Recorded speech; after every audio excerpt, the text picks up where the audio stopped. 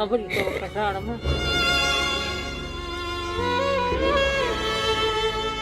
پلار مې مړ دی پلار مونږه په رپو کې بوځي زه یې لوال وکړم بیا یې زه پرېښودم چې دا بیایم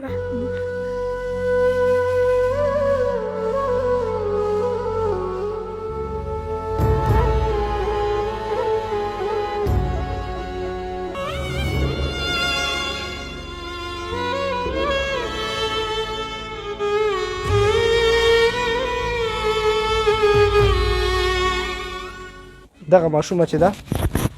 ته په قرض کې ورته ورکړې وه چې کله خبر شو چې دا معذوره ده په خپو باندې نو دی وایي دا نه وړو موږ دا موږ تاسو ته بېرته پرېږدو دا موږ تاسې نه وړو دا ګورې دا زما افغانه خورکۍ کښېنه کښېنه لاندې کښېنه دا ګورې دا ګلالۍ ماشومه دا په قرض کې ته قرضدار وړې وه خو کله چې خبر شو چې دا وایي مقصد په خپو باندې معذوره ده وایي دا موږ نه وړو وایي دغه ماشومه غواړي پکې دا ګوره دا وړوکی ګلاب دا وړوکی ګلاب دا په قرض کې غواړي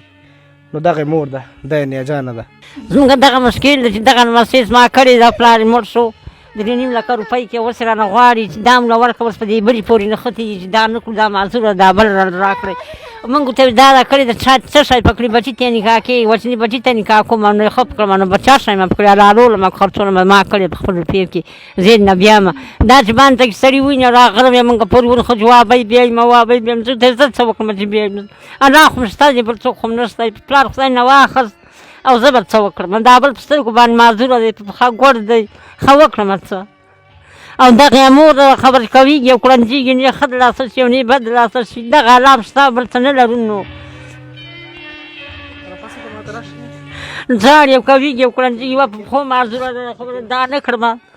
دا بله کړمه دا بله کړنجېږي او کوي جواب یې ما لالۍ ما بیا یې ما لالۍ ته نه ده بیا یې نه ده لالۍ وچ ور سړي راغله ما بیا بل پرې ګام سې کړی او بیا خلکو ته رسار کړ ګاونډه غوچ وبال دې ماشومه ده دې به سای وکړي ورس نه یې کوچکار شی پکړم زه خپل روپۍ په ډکوم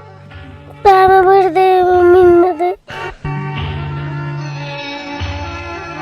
د دې کورنۍ په حال رحم وکړئ بس دا زموږ وس دی چې دلته رالو تاسو سره مو غږ د دې شیر کو الله مهربانه دی انشاءالله مورکۍ مشکلات تاسو ټول وایئ څه مشکل لرئ کور کې ټول وایئ موږ دا مشکل لرو وږي او تندې خو خورې ده وږي مې خواران او تږي مې هغه به سره تېر کړو خو دغه ماشوم رانه بیا دغه به ستاسو ډېره مهرباني چې دغه رانه راخلاصه کړي دې روپیو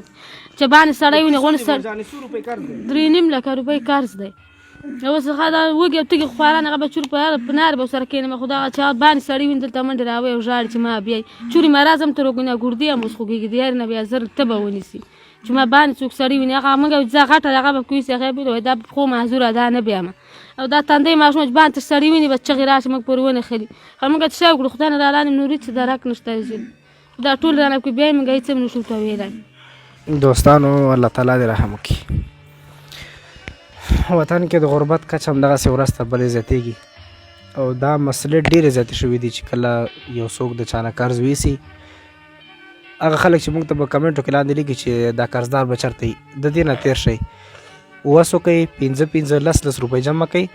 دا مشکل یې رفع کوي د دې خبرو نه تېر شئ چې دا قرضدار به څومره ظالم او دا قرضدار د خدای داسې کړي خدای دې داسې کړي د دې خبرو نه تېر شئ هغه خلک چې احساس لري په زړه کې راشئ دغه ماشومې په سترګو کې دا اوښکې وچه کوي ماشومې خبرې خو تاسو واورېدې چې زه یې وکړم چې زما به ویسي کله چې د دې د خپو د حاله خبر شي دا معذوره ده وایي دا یې پرېښوده اوس دغه وړوکی ګلاب پکې وړي نو مثبت اړخدار شي وګورئ تاسې لاسونه سره یو کوئ 15 10 لاسو ولګئ دغه کورنۍ په خپلو پښو باندې ودروئ د دې مشکل نه اخلاص کوئ الله مهربانه دی انشاءالله امید مې شته چې زموږ وروڼه زموږ تر څنګ ودرېږي موږ سره انشاءالله خپلې مرستې شریکې کړي په دا کورنۍ باندې رحم وکړي الله تعالی به تاسو ته ډېر زیات اجر درکړي دا کورنۍ کې دا 2 معذوران